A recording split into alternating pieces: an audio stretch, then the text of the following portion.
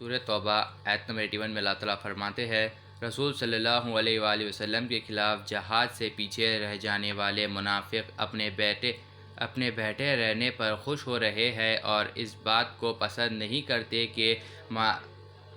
کہ مالوں سے جانوں میں اللہ کی راہ میں جہاد کرے، اور کہتے تھے کہ اس گرمی میں نہ نکلو۔ فرما دیجئے کہ اے رسول صلی اللہ علیہ وآلہ وسلم، ان سے دوزخ کی آگ سب سے زیادہ گرم ہے، اگر وہ سمجھتے تو کیا ہی اچھا ہوتا۔ آیت نمبر 82 میں اللہ تعالیٰ فرماتے ہیں، بس انہیں چاہیے تھا کہ تھوڑا ہنسے اور زیادہ روئے، کیونکہ آخرت میں رونا ہے اس کا بدلہ ہے جو وہ کما رہے ہیں دنیا میں۔ آیت نمبر 83 میں اللہ تعالیٰ فرماتے ہیں، بس اے حبیب صلی اللہ علیہ وآلہ وسلم، اگر اللہ آپ کو تعاقب کی جنگ یعنی غزوہ تعاقب سے فارغ ہونے کے بعد یہ منافقوں میں سے کسی گروہ کی طرف دوبارہ واپس لے جائے اور آپ سے آئندہ کسی اور غزوہ کے موقع پر جہاد کے لیے نکلنے کی اجازت چاہے تو ان کو فرما دیجیے گا، اب تم میرے ساتھ کبھی بھی ہرگز نہ نکلنا، کیونکہ اور تم میرے ساتھ ہو کر بھی کبھی ہرگز دشمن سے جنگ نہ کرنا، کیونکہ تم پہلی مرتبہ جہاد چھوڑ کر پیچھے بیٹھے رہے سے خوش ہوئے تھے، تو ابھی پیچھے بیٹھے رہنے والوں کے ساتھ بیٹھے رہو۔ آیت نمبر 84 میں اللہ تعالیٰ فرماتے ہیں، آپ کبھی بھی ان منافقوں میں سے جو کوئی بھی مر جائے اس کے جنازے پر نماز نہ پڑھائے، اور نہ ہی آپ اس کے قبر میں نہ کھڑے ہو، کیونکہ آپ کا کسی جگہ بھی قدم رکھنا بھی رحمت و برکت کا باعث ہوتا ہے، اور یہ آپ کی رحمت و برکت کا حقدار نہیں ہے۔ بے شک یہ لوگ اللہ اور اس کے رسول کے ساتھ کفر کیا اور نافرمان ہونے کی حالت میں مر گئے۔ آیت نمبر 85 میں اللہ تعالیٰ فرماتے ہیں کہ اور ان کے مال اور ان کی اولاد آپ کو تعجب میں نہ ڈالے، اللہ صرف یہ چاہتا ہے کہ ان چیزوں کے ذریعے انہیں دنیا میں ہی عذاب دے دے اور ان کی جان اس حال میں نکالے کہ وہ کافر ہی مرے۔ آیت نمبر 86 میں اللہ تعالیٰ فرماتے ہیں، اور جب کوئی ایسی صورت نازل کی جاتی ہے کہ تم اللہ پر ایمان لاؤ اور اس کے رسول کے ساتھ میں جہاد کرو، تو ان میں سے پیسے والے اور طاقتور لوگ سے چھٹی مانگتے ہیں اور کہتے ہیں کہ آپ ہمیں چھوڑیں، ہم پیچھے بیٹھے رہنے والوں کے ساتھ ہو جائیں گے۔ آیت نمبر 87 میں اللہ تعالیٰ فرماتے ہیں، انہوں نے یہ پسند کیا کہ وہ پیچھے رہ جانے والی عورتیں، بچوں اور ڈسیبل لوگ کے ساتھ ہو جائے، اور ان کے دلوں پر مہر لگا دی گئی ہے، سو وہ کچھ نہیں سمجھتے۔ آیت نمبر 88 میں اللہ تعالیٰ فرماتے ہیں، لیکن رسول صلی اللہ علیہ وآلہ وسلم، جو لوگ ان کے ساتھ ایمان لائے اور اپنے مالوں اور اپنی جانوں کے ساتھ جہاد کیا، اور ان لوگوں کے لیے جزا ہے، اور وہی لوگ اپنی مراد پائیں گے۔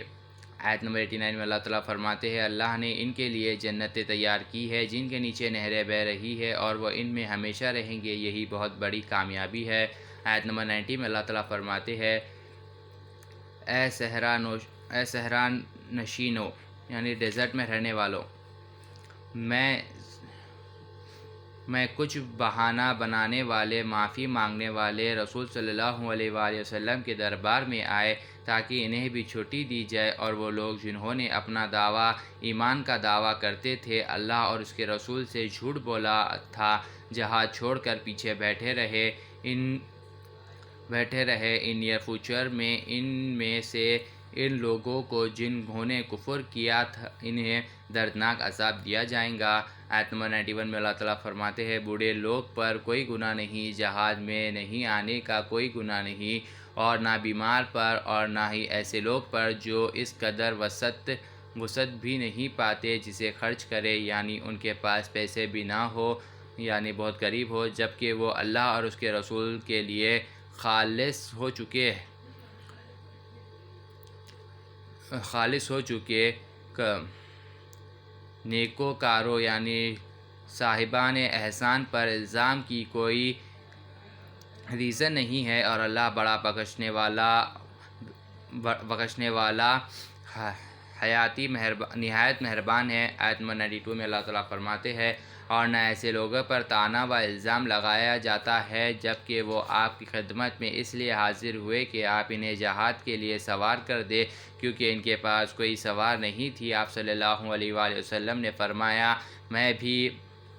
کوئی سواری نہیں رکھتا ہوں جس پر تمہیں سوار کر سکوں۔ آپ کی اذن سے اس حالت میں لوٹے کہ ان کی آنکھیں جہاد سے محروم کی غم میں رو رہے تھے کہ افسوس اس قدر زادیرہ سامان نہیں پاتے کہ وہ خرچ کر سکے اور شریک جہاد ہو سکے۔ آیت نمبر 93 میں اللہ تعالیٰ فرماتے ہیں، یہ الزام کی راہ تو صرف ان لوگوں پر ہے جو اللہ کے رسول صلی اللہ علیہ وآلہ وسلم سے چھٹی مانگتے ہیں جہاد سے، حالانکہ وہ پیسے والے ہیں، اور اس بات سے خوش ہے کہ وہ پیچھے رہ جانے والی عورتیں، ڈسیبل لوگ کے ساتھ رہے، اور اللہ نے ان کے دلوں پر سٹیمپ لگا دیا ہے، سو وہ لوگ جانتے ہی نہیں کہ حقیقی سود و ضیاع کیا ہے، یعنی ایکچولی بینیفٹس کیا ہے وہ نہیں جانتے۔ آیت نمبر 94 میں اللہ تعالیٰ فرماتے ہیں، اے مسلمانوں، تم سے بولیں گے، ایکسکیوزز تلاش کریں گے جب تم ان کی طرف سفر تعاقب سے پلٹ جاؤں گے۔ اے حبیب صلی اللہ علیہ وآلہ وسلم، آپ فرما دیجئے کہ بہانے مت بناؤ، ہم ہرگز تمہاری بات پر یقین نہیں کریں گے۔ ہمیں اللہ نے تمہارے حالات سے بتا دیا ہے کہ تم کون ہیں، اب آئندہ تمہارا عمل دنیا میں بھی اللہ دیکھے گا اور اس کا رسول بھی دیکھے گا، پھر تم آخرت میں بھی ہر چھپی ہوئی اور دکھنے والی کو جاننے والے ہیں، اور رب کی طرف لوٹا دیے جاؤں گے، وہ تمہیں ان اعمال سے خبردار فرما دے گا جو تم کیا کرتے تھے۔ آیت نمبر 95 میں اللہ تعالیٰ فرماتے ہیں، اب وہ تمہارے لیے اللہ کی قسمیں کھائیں گے جب تم ان کی طرف پلٹ کر جاؤ گے تاکہ تم سے معافی مانگ لے، بس تم ان کی طرف اتفاق دیکھو ہی مت، بے شک وہ گندے ہیں اور ان کا ٹھکانہ جہنم ہے، اس کا بدلہ ہے وہ جو کمایا کرتے تھے۔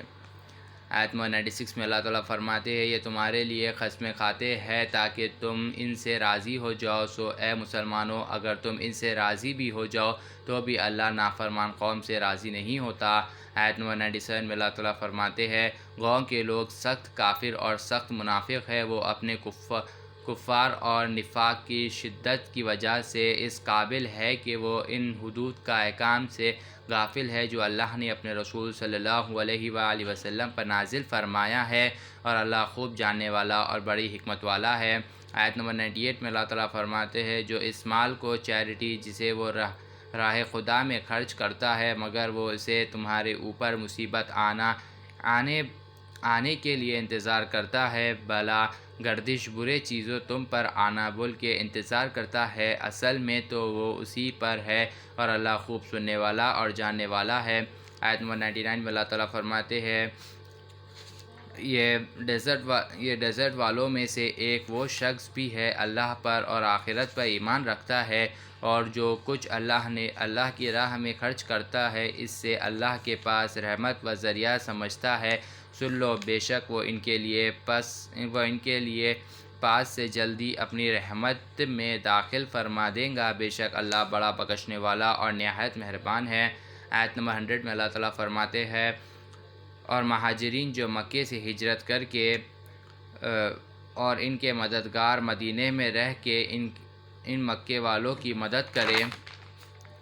سپیریئر ہو جانے والے ہیں، سب سے پہلے ایمان لانے والے ہیں اور درجہ احسان کے ساتھ ان کی پیروی کرنے والے ہیں۔ اللہ ان سب سے راضی ہو گیا اور وہ سب اللہ سے راضی ہو گئے، اور اس نے ان کے لیے جنتیں تیار کر رکھی ہے جن کے نیچے نہریں بہہ رہی ہے، وہ ان میں ہمیشہ رہنے والے ہیں، یہی زبردست کامیابی ہے۔ صدق اللہ العظیم و صدق مولانا رسول اللہ۔